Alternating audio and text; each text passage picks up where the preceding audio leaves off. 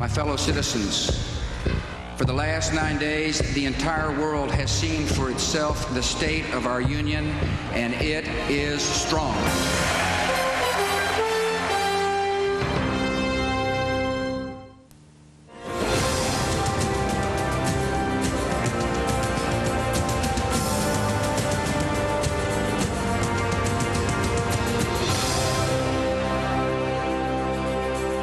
It is 10 a.m. in New York City, 7 a.m. on the West Coast, and 6:30 p.m. in Afghanistan. I'm Neil Cavuto, and here are the latest developments at this hour. This morning, Belgian police arrested 2 men and seized large quantities of bomb-making chemicals in an action linked to the recent arrest of Islamic militants. Belgian media is reported now that they have foiled a terrorist plot. Elsewhere, Afghans continue to pour out of Kabul on Saturday in anticipation of a U.S. military attack. Pro-Taliban religious parties holding a second day of protest in Pakistan on Saturday. Hardline Muslims are calling for a nationwide strike. Pakistan's leader is under fire for supporting the U.S. in its fight against terrorism. And Wall Street finishing the week with its worst point drop in history, second in percentage losses since the Great Depression in 1933.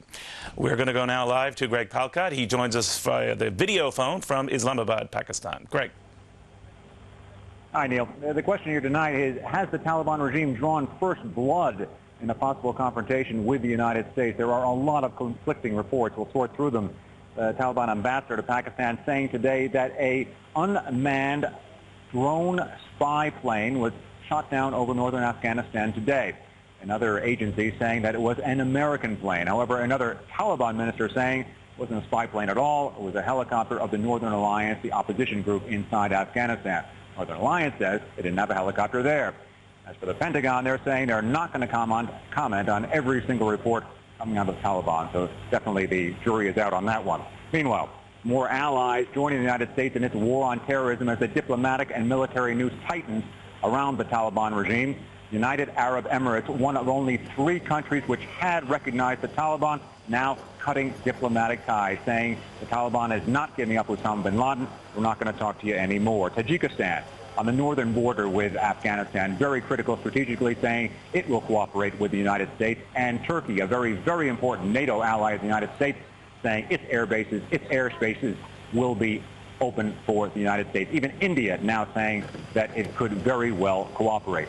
Meanwhile, the military buildup continues on the Pakistan-Afghanistan border. Pakistan military there. The border is sealed. There are fears here of a flow of refugees coming across the border if there is a U.S. military strike.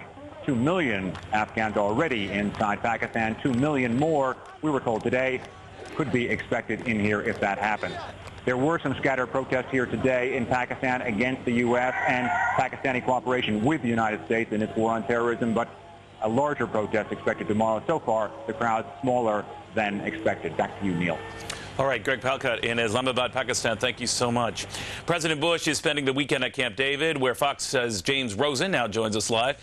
James, what are the latest developments there?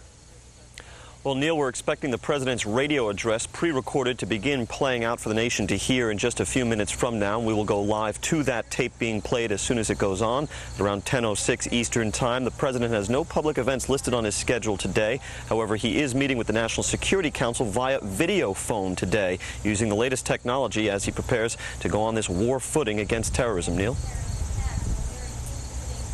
Yesterday, I believe, was the first time at least the president made no public remarks since all of this ensued. Was that by design or what? Probably so, Neil. That's because yesterday followed the previous evening's landmark speech by the president to a special joint session of Congress, attended not only by the congressional leadership but by the Joint Chiefs of Staff, the Supreme Court. 8 out of 10 Americans, polls show, had listened to or watched that speech, and of those who listened or watched, 8 out of 10 said the speech made them feel more confident about our ability to deal with this crisis that began on September the 11th. Neil? I'm curious, the president must keep one eye on the financial markets. They swooned mightily this past week. Is it a security concern at this point? Yes, it is a security concern. This country cannot function in wartime or peacetime, for that matter, without a sound economic footing. To that end, the president is expected to sign in very short order, either this weekend or promptly on Monday, the legislation that passed both the House and the Senate yesterday, authorizing $15 billion of relief for the airline industry. One question in all this has been, well, where are all the free marketeers? Well, the White House says that they will not be adhering to any rigid ideology as it conducts this war. Instead, they view the airline industry as essential to our national security, Neil. Now, it's interesting, James. We have the presidential radio address. We have the Democratic response. But as we learned from the president's address this week, everyone's singing from the same choir book, huh?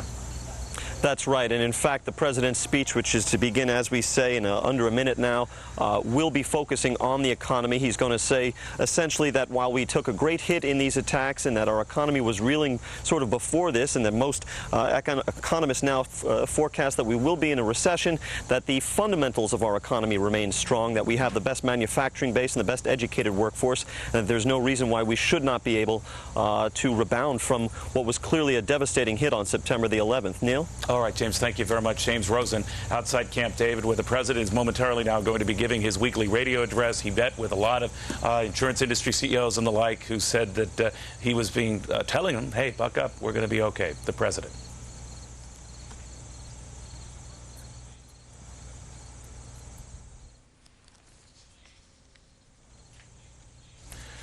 All right, we are still waiting for the president's radio address, but just to remind you of what he had said when he had met with CEOs yesterday at the White House, his message was unequivocal that as the nation's financial leaders, they have to shore up support and interest in this country and rally around the flag. James Rosen, if you can still hear me ahead of getting this address itself, is that something he's going to be echoing again and again with everyone he meets, besides marshaling international support? Yes, it is, Neil, and he's been speaking with captains of industry here at home. At the same time, he's been dealing with foreign leaders abroad. Neil, here's the speech. All right, James. Extra efforts to avoid laying off workers, even during difficult times. Many Americans have also seen the value of their stocks decline. Yet for all these challenges, the American economy is fundamentally strong. We have the best educated, most productive workforce in the world. Our factories produce more goods and a broader variety of goods than any country in the world. Our scientists continue to push forward the frontiers of technology and science, and our entrepreneurs continue to invent new ways to bring these advances to market. This is why people from around the world invest in America. We have taken action to address our year-long economic slowdown. Tax rebate checks continue to arrive in Americans' mailboxes. The $40 billion in tax relief these rebates represent will nearly double next year to over $70 billion in tax relief, with more in each of the next 10 years. As the child credit gets bigger, tax rates come down, and the marriage penalty relief kicks in. You can look forward to an improved business climate in America in the years ahead. The Federal Reserve has done its job of keeping our financial system strong and stable, cutting interest rates in half in the last 8 months. Energy prices have remained steady. In fact, they are lower now than they were in the spring. And members of Congress are working together, regardless of party, in the best American spirit to help get our economy moving again. The administration and congressional leaders of both parties have agreed to deliver emergency aid to keep our airlines flying. This will help the airlines maintain short-term stability as they work toward long-term viability for the benefit of all the workers and companies that depend on air travel. And as well, we can assure the American traveler we are working hard to make sure that a tough new security program is implemented in our airports, in our airplanes. I appreciate so very much working with Congress to assure the safety of the travelers in America. I'm also working with Congress to strengthen our broader economy and to get Americans back to work. Both parties and both houses of Congress are united in our determination to use the fundamental strength of our economy to meet our immediate economic challenges. I'm deeply grateful to Speaker Hastert and Minority Leader Gephardt, to Majority Leader Senator Tom Daschle and Senator Trent Lott for their helpful advice and for their constant support and for their extraordinary service to our country in a difficult time. I want to thank America for the outpouring of support. I want to thank America for their strong will. And I want to remind the people of America we're still the greatest nation on the face of the earth, and no terrorist will ever be able to decide our fate. May God bless you all, and thank you for listening. All right, the President of the United States from Camp David indicating the economy is still sound, referring no doubt as well to the markets that tumbled a lot this past week, but that the country is still in very good shape. In about an hour, we're going to hear the Democratic response, which is really just essentially saying what the President said from House Minority Leader Dick Gephardt. James Rosen, back to you outside Camp David. Not a surprise. He's just trying to rally people around what appears to be a weak economy. It's clearly a weak market, and just saying that this is all transitional, I guess, huh? And interesting, too, Neil, to hear the president hearken back to a theme that he had been striking even before September 11th, which was that let's give this tax relief package that I and Congress passed into law, that Congress passed and the president signed into law, a chance to work. He noted that it could provide $40 billion in stimulus, and by next year, $70 billion of stimulus. You'll recall, Neil, before September 11th, there were a number of people making some dire predictions about where the economy was headed, who suggested perhaps we ought to repeal that tax cut. And the president at that time was saying, no, let's slow the wagons down. Let's just see how this economy is going to play out with the tax relief we pass. He echoed that sentiment in this radio speech, Neil. All right, James, thank you very, very much. James Rosen outside Camp David. Meanwhile, rescuers keep searching for a miracle in the rubble. But now among the heroes searching for a miracle comes some disturbing developments. We're going to go live to downtown New York. And the nation's biggest stars making some big bucks for the survivors. Highlights from a star-studded telethon. When America United, the cost of freedom returns. Across the wilderness, America, America.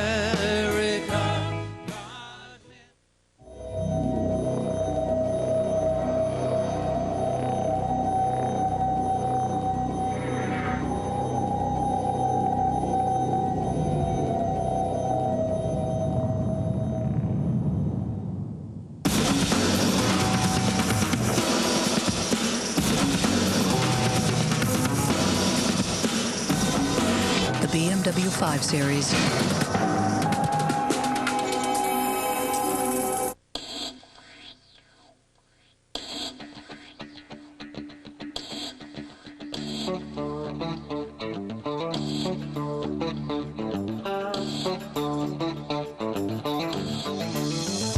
One energy company had an idea to build an ultra-deepwater drill ship capable of drilling nearly 2 miles below the ocean's surface. And last year, that ship struck oil.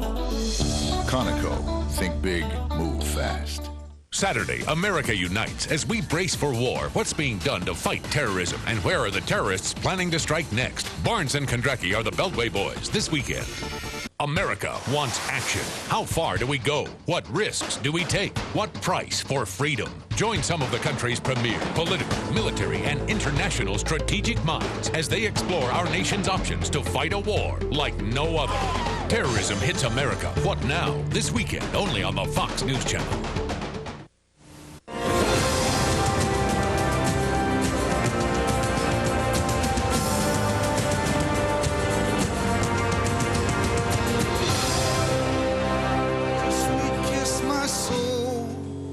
Lost, my friend. Tell me, how do I begin again? My city's in ruin. All right, we now go live to Trace Gallagher, who's in downtown New York at the memorial in Union Square. Trace. And Neil, the reason we have set up camp here in Union Square is because police have pushed the satellite trucks, the news trucks away from Ground Zero, trying to clear out those streets down there so they have more room to bring dump trucks in and to bring more fire trucks in. If you haven't been down here to Union Square, this has become a very large makeshift memorial. Take a look behind me. We've got all kinds of people milling around here. In fact, hundreds of people. This thing started on Tuesday night, the night of the attacks. People brought pictures down of their friends and relatives missing in the World Trade Center. It evolved from there and really grew. We're talking about stuffed animals and cards and flowers and candles. And anytime you make your way down here to Union Square now, you will see a makeshift candlelight vigil. There are also prayer services almost 24/7 down here.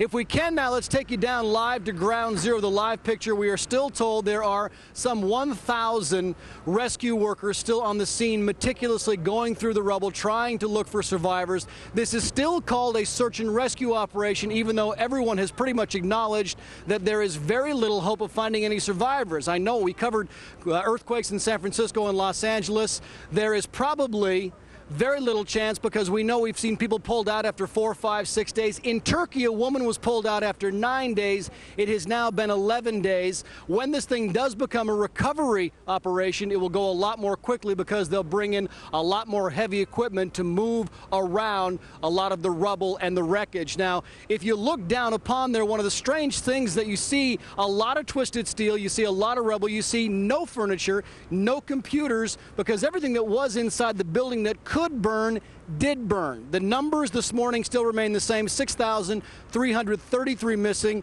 252 bodies recovered, 183 of those bodies ID'd. The missing could go up or down. They are now comparing different lists around, so that could change. And of course, Neil, there has been some looting down there, some looting. The sad news to report: 2 men arrested for looting in the concourse below the World Trade Center, accused of stealing $3,700 in Tourneau watches. There has also been some reports of people stealing things from apartments in and around Battery Park. Those people in those apartments, of course, have been out of their homes since the attack. Neil, back to you. Who's been doing the stealing? Just people who are going around. They're not rescue workers, Neil. They're not pointing fingers at anybody, but they're saying the 2 men who were looters were apparently caught. One of them was disguised as a rescue worker down there in the concourse and took some Tourneau watches. As far as the people stealing from the apartments, they don't know. They said there's been some reports of people coming into their apartments, gathering stuff and seeing stuff missing, so they're telling people to beware. It's a sad story, of course, with all the rescue workers and the good efforts going on down there. Incredible. All right, Trace. Thanks, buddy. Trace Gallagher. Well, last night, the entertainment industry rallied together for the relief effort in a nationally televised benefit carried by all the major broadcast networks. No final tally yet on exactly how much money was raised, but based on who showed up, organizers are expecting a huge number. William LaJeunesse has the highlights. This is a moment to pause and reflect, to heal. It was an unprecedented, heartfelt, and often emotional evening of song, thoughts, and tributes from some of the world's biggest stars. Come on, rise up. Life is so precious. Please, please, let's love one another. Live each day. Reach out to each other. Be kind to each other. Peace be with you. God is great. Egos were put aside and patriotism flowed over a 2-hour worldwide telecast of America, a tribute to heroes. If you can give anything at all, please give to the September 11th Telethon Fund. The terrorists who wanted 300 million victims instead are going to get 300 million heroes. Celebrities took calls and took turns putting the spotlight on some of the heroes of September 11th. For more than an hour, they carried that woman down 68 flights of stairs without even knowing her name. I'm in a New York state of mind. And letting the music speak for itself. I'd like to dedicate this song to one of the victims of last Tuesday's appalling tragedy. The event was a fundraiser for United Way, but without tote boards or pleas for money. Just a night of somber reflection and a way for these well-known faces to help heal a wounded nation. America, America, God meant by every flaw. In Los Angeles, William LaJeunesse, Fox News. Well, the financial community could use those guys. Shockwaves from the terrorists shaking Wall Street to its core. The Dow suffering its worst weekly point loss ever. So what happens when that bell rings Monday morning? When we come back, advice from our financial experts you can't afford to miss. Stick around.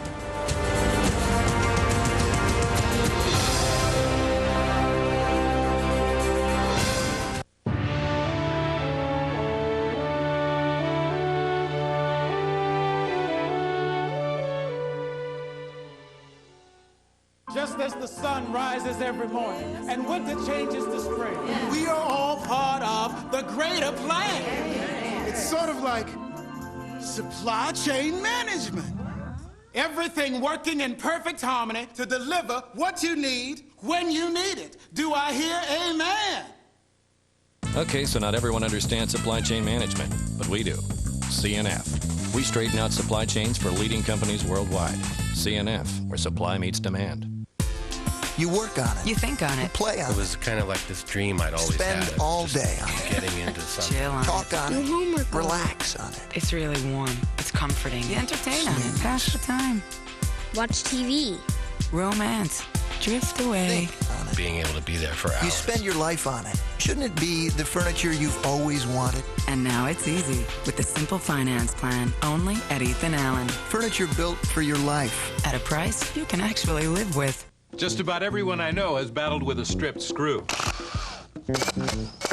Introducing the new Craftsman Screw-Out Damaged Screw Removers. Available only from Sears, it's the fast, easy way to remove damaged screws. Unlike ordinary screwdrivers or driver bits, the Craftsman Screw-Out Damaged Screw Removers are able to dig in, get that needed resistance, and twist the screw out. It's made of heavy-duty steel, and it can work with either a drill or a hand driver. So call now. Get 3 different sized bits and case for only $19.99, or head over to Sears. With this tool, you can take on almost any screw. Phillips, slotted, Torx, hex, even works on rusted screws. Painted over screws, too. Craftsman makes anything possible. Craftsman Screw-Out Damaged Screw Removers, the easy way out. Call now and order yours for only $19.99. To order your set of 3 Craftsman Screw-Out Damaged Screw Removers, call 1-800-689-7878.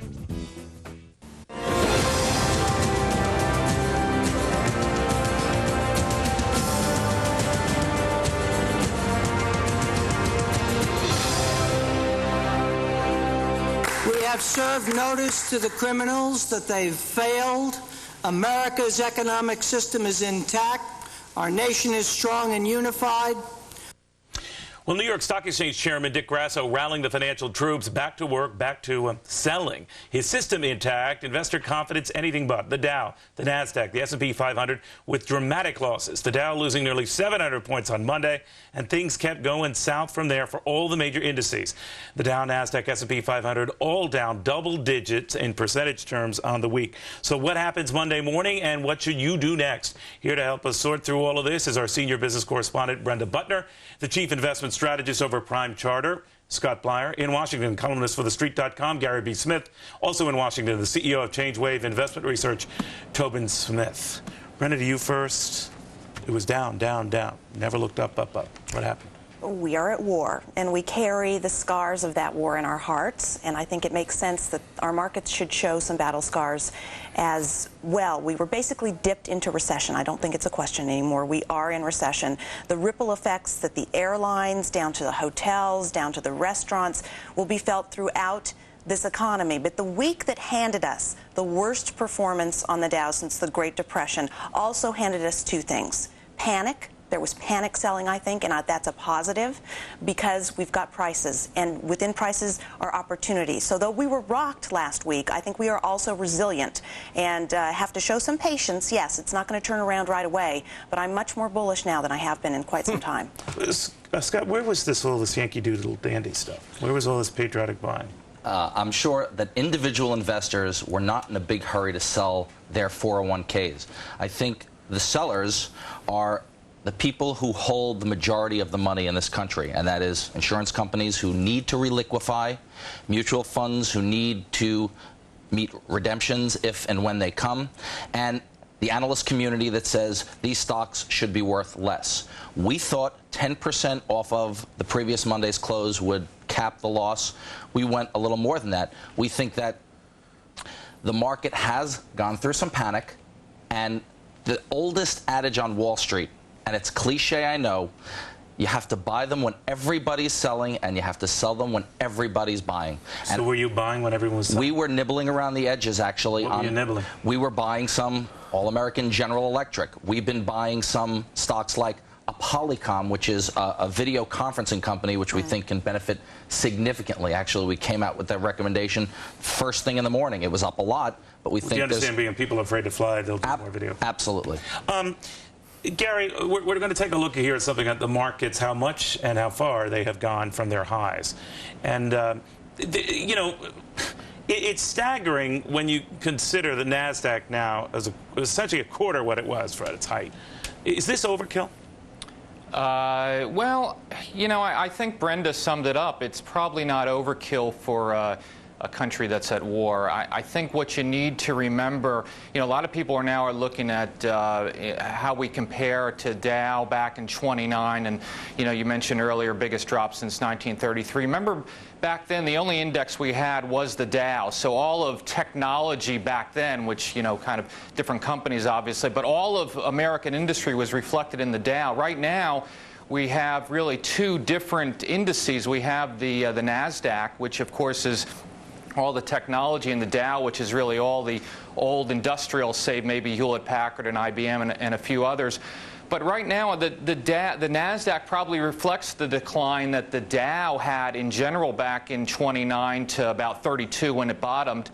And the Dow is probably down an appropriate amount at this point. In fact, I was talking with Brenda Friday. Wait, you say appropriate amount so that it doesn't have much further to fall, or what? Well, let me put it this way. I was looking back then now at the Dow compared with back in 29. And I looked and I talked to Brenda Monday morning, she said, or Friday morning, and she said, well, what are you going to be doing? I said, look, I'm going to be buying, as Scott was, I know other people were. Because when the Dow had that same kind of decline in 29 with such enormous volume, biggest volume that we've seen probably in almost 10 years at least on the Dow, that signals some kind of bottom. I would not say it's a permanent bottom. Remember, the Dow after that Black Friday in 29 and then the subsequent couple days rallied almost 50% in the course of about 6 months, and then fell off gradually for another few years. But there was obviously a strong rally, and it marked a temporary bottom. I think I'm along those lines what we have now. I think we might get a nice rally here. I'm not totally bullish. I don't think it's all over. I don't think you can be all over in a wartime until it's very near its conclusion. But I would have to say I'm fairly bullish right now. Tobin, one of the things that gets us out of funks in a time of war is when we start kicking butt. In other words, when we start responding to that terrorist act, or the Saddam Hussein or the Japanese after our initiation into World War II. Is that what we're going to have to see from a non-technical perspective? From a non-technical standpoint, yes. I mean, there's three things here. First off, the stocks and the stock market is not about patriotism, I don't think. The stock market is a measuring tool that every day says, how optimistic are people about the future? Obviously, right now, we have some pessimism short term. And, the other thing is, let's not forget, before we had this tragedy, things were not good beforehand. Good point. We have not unwound, the excesses that we had 5 years beforehand. What this is doing is it's accelerating what was already in place. We had already said we were in a recession. You and I argued about that. Well, that argument's over. And what the key for an investor's got to be is 3 to 5 years from now, what are you going to be kicking yourself that you wish you would have bought? I mean, we're going to get an opportunity to buy General Electric at a price you haven't seen 5-6 years. That's half what it was. I mean, that's what I'm saying. I mean, right. You've got plane makers that are trading at less than the cost of their planes. Airlines that are less the cost of the planes they fly. Computer makers less than the plastic in their computer. I think that's important. Yeah, if you're an investor, you're looking forward. Wait, say that again? I'm sorry. This is where the reasonable money comes in. What do you mean? This is what happens at a bottom. The panic sells. The reasonable money comes in, sees the prices, and buys. If you're a long-term investor, if you've got a time frame of 3 to over 5 years, then you should be buying now. Yeah, but if you did that back in '98, you were a long-term investor. You're back to where you were. Can I find a silver lining in all this? Please do. This has been a giant wake-up call, obviously, for the country, for our politicians, for our population, for Wall Street. If we can defeat terrorism, and let me tell you something, there's nobody stronger and smarter than our people here in the United States, and New Yorkers in particular, we will have a bull market unlike we have ever seen. In other words, this rallies people around a cause. That's near term. I'm saying after we get through and we kill terrorism at the root, we can have a true global economy and a true bull market. How do you know, though, when you've killed terrorism? It's not like a traditional war. I agree with you, and there are tremendous uncertainties, and that's why we lost $1 trillion+ in a week. But the fact is, if you look past this, and this country's been able to do most anything it's set its mind to in the past couple of 100 years that we've been around, I have to bet that we'll be able to do it again. There'll be a price, though, obviously, but I think at the end of all this, we can have a true global economy that will beat the global economy. Tobin, what do you think of that? Well, I mean, Scott, listen, Israel is a country that has dealt with this for the last 20 years, and their economy boomed while they were getting, essentially hit by terrorists every day. What happens is people need to adjust, and and we're going through an adjustment period, and it's very harsh. But we're going to adjust to a reality that, it's going to happen again sometime on our soil. That's going to be okay. It's not going to nearly throw us for the loop that it did this time. We need to adjust, and absolutely, Neil, when we can show any results and start to feel like we've turned a corner, my gosh, the future is going to be bright for us. Well, Gary, that's how I look at it. I know you're a technician, but just from a fundamental perspective, people are quite rightly depressed and saddened. And there's a mourning period, and I think it affects trading. I mean, when do you think, and apparently you do, that maybe we experienced it on Friday, we hit the lows? Well, I hate to look back at something as cold and hollow, if you will, as the technicals. But, you mentioned, you asked, I think, Scott, right up front, where was the patriotic buying? Neil, when you see the huge amount of volume that you had last week, and I looked, it was the biggest volume, like I said, in the last 5 or 10 years. That means one thing, that shares are going. There is buying, obviously. You know the old saw. Every time there's a seller, there's a buyer. But what it means in that case is shares are going from weak hands to stronger hands. I was in buying GE and Home Depot and Gap on Friday because I want to hold those stocks, at least for my wife's long-term account. So I think you're starting to see people who really believe in the economy, that are willing to be patient. So I in a sense, some of that patriotism is there, at least in the belief that companies like Charles Schwab are not going to go away. Companies like my girls are still going to want to buy clothing at the Gap no matter what. And I thought that was very enthusiastic. I thought actually the indices held up pretty well. Even though they were down, they could have been down a lot worse. And for a while on Friday, you're right. For a while on Friday, yeah, they were down a lot worse. What, Brenda, you were down to what, 340 points at our Yes, low? we had a 400-point turnaround. All right, more after this. What should our government do to get our financial house back in order? And what is the best way to fight this kind of enemy? The former Speaker of the House, Newt Gingrich, offers his expert point of view when we come back.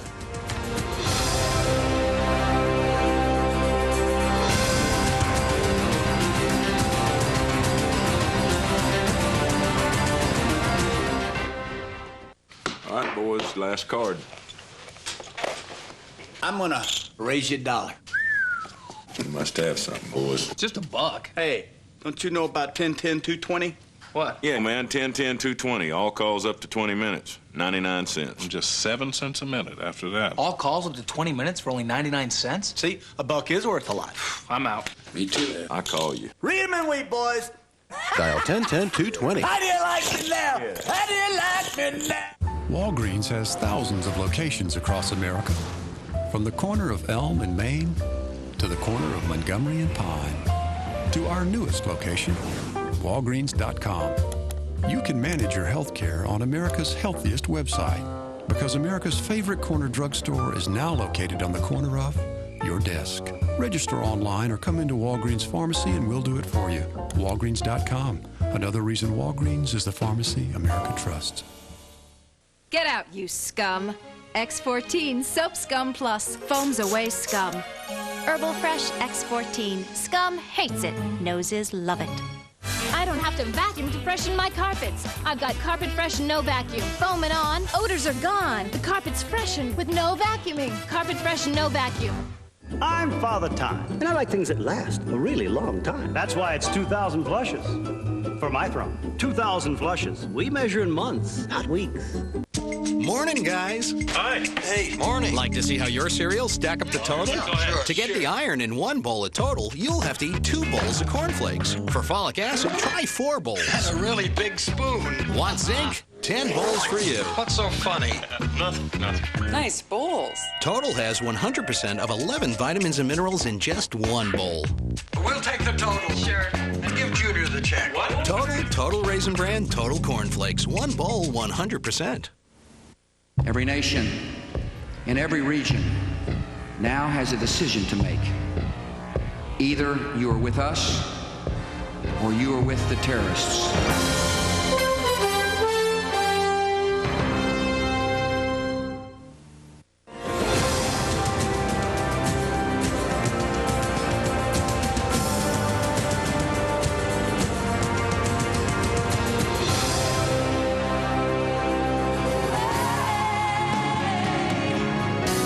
Just hold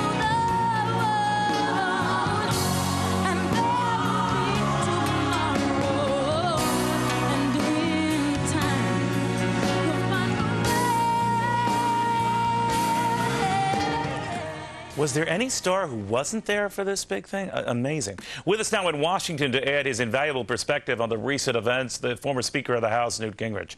Newt, good to have you. It's good to be with you, Neil. Financially, I want to talk to you about the markets, about the mood, about the angst. Overdone?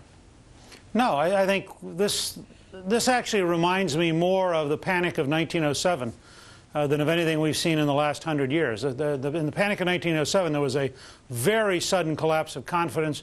There was about a 9-month, very, very steep decline.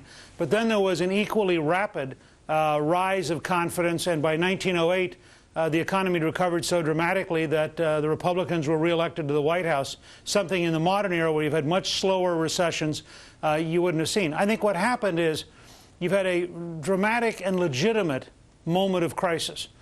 People who are worried about flying on airplanes when all the airplanes are down and stopped for several days, when you've seen the horrifying things we've seen, that's a natural impact. Now, the problem is we're a highly integrated, just-in-time economy, and there's not a single airline capable of standing this kind of pressure without having an enormous decline in its capacity to survive.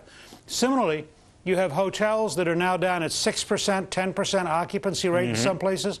Nobody can finance that. And so you're in an immediate short-term crisis. And the question is, can the government find several measures that will move the country through this process fast enough to avoid a cascade of bankruptcies that then make a real mess? Do you think it was a mistake, Newt, for Alan Greenspan and then Paul O'Neill, the Treasury Secretary, to say, we're not going to do anything for the time being? That was the gist of their remarks on Capitol Hill. No, I think that to take about a week or 10 days to look at what's happening is reasonable. But let me give you an example of the whole travel sector. I don't think we can afford to have most of our hotels go bankrupt. I don't think we can afford to have most of our resort parks go bankrupt. And unlike the airline industry, which is a very small number of highly definable companies, you can't just write a check to the companies. It's also the wrong behavior in the long run.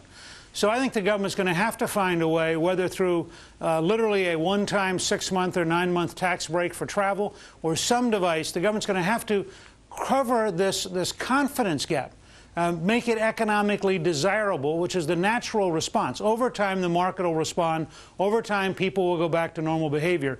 But if we don't find a way to accelerate that transition, we're going to have a lot of bankruptcies and inappropriate bankruptcies. Companies that were perfectly legitimate economically prior to the terrorist attack. That's an excellent point, because I want to follow up on the airline industry rescue plan, bailout, whatever you want to call it, Newt. Here is my concern about that. I've got a lot of emails and phone calls on this, that a lot of people can understand support for the airline industry. But what if every industry affected, the hospitality you mentioned, the auto industry, the theater industry, they all start legitimately saying, look, we were hurt too, we want some help. We just saw all these insurance guys meeting at the White House yesterday, similarly affected by this disaster.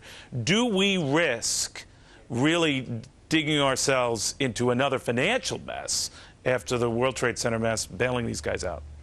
Well, let me draw a distinction. What worries me is two different zones. One's political, the other is economic. Politically, I don't want to see the U.S. government a year from now with its hand in 25 different parts of the industry, we're negotiating this, taking care of that, beginning to pick favorites. I mean, it'll become so political, in the end it will end up being corrupted. A one-time immediate response on insurance, because nobody could insure that part of Manhattan against what happened. I mean, this is an act of war, and we ought to deal with it at the government level as an act of war. A one-time bailout for the airlines and a legitimate subsidy for security measures. The airlines shouldn't have to bear the cost of retrofitting airplanes. They shouldn't have to bear the cost of putting armed marshals in if that's what we have to do. That ought to be a legitimate government response in order to provide public safety. But I would argue that you're much better to reinflate travel by encouraging people to buy airline tickets than you are to give the money straight to the airlines. Because if you reinflate the market, if people are out there as customers, they'll pick winners and losers. If the government starts doing it, you're going to have the government pick winners and losers. Right. That's a road we don't want to go down. Now, at what point, I was mentioning this with generals and security experts and the like, Newt, who say that the market fall-off does eventually get to be a security concern if it continues. I mean, at what point do we start looking at this as an interest of national defense? I would say if the economy does not turn around by the end of next week, that this government has to recognize it's in a new world with new rules, and we have to go to, I think, very, very substantial pump priming. And remember, we're financially in pretty strong shape. We have the lowest national debt to the size of our economy of any of the industrial nations. That's right. You know, we're in a very strong position. We're still the largest economy in the world, and the truth is, we're the engine that pulls the world and has for the last 6 years.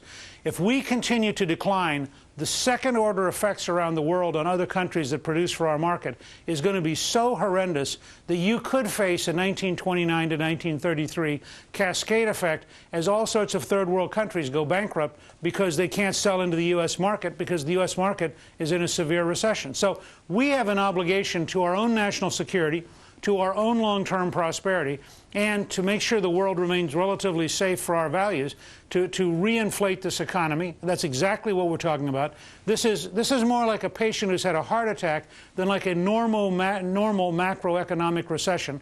And all the numbers games of macroeconomic recessions are relevant. Let me make one other point. As a guy who helped balance the budget, if you don't get this economy growing, you can't balance the budget. Period. So whatever it costs you to get this economy growing is cheaper than 5 to 10 years of a very weak economy. Very good point. Mr. Speaker, always a pleasure. Thank Newt Gingrich in Washington. Up next, a story that may make you mad as hell. How one company devastated by the attacks could be making what some would say is a cold-hearted decision toward the families of the very folks who lost their lives after this.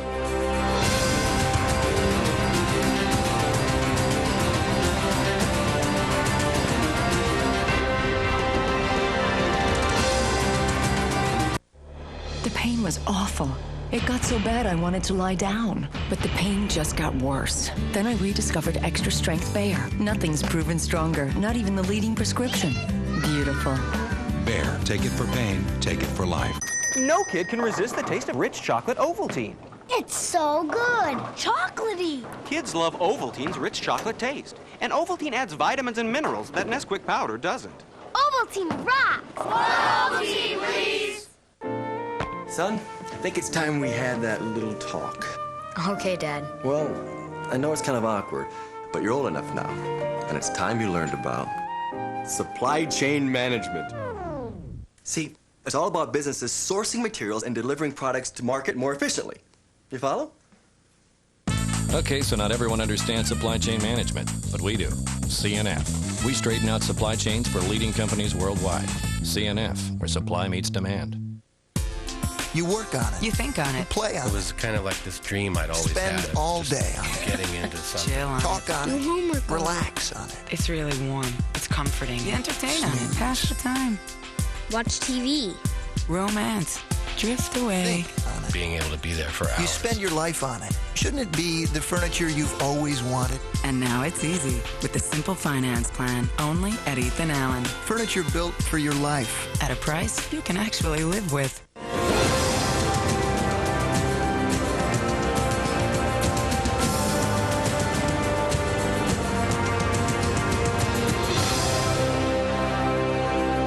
We will come together to take active steps that strengthen America's economy and put our people back to work. Well, now, you may have heard the story about the firm Cantor Fitzgerald. Nearly 700 of its 1,000 employees in the World Trade Center never made it out. Their CEO escaped attack, a simple act of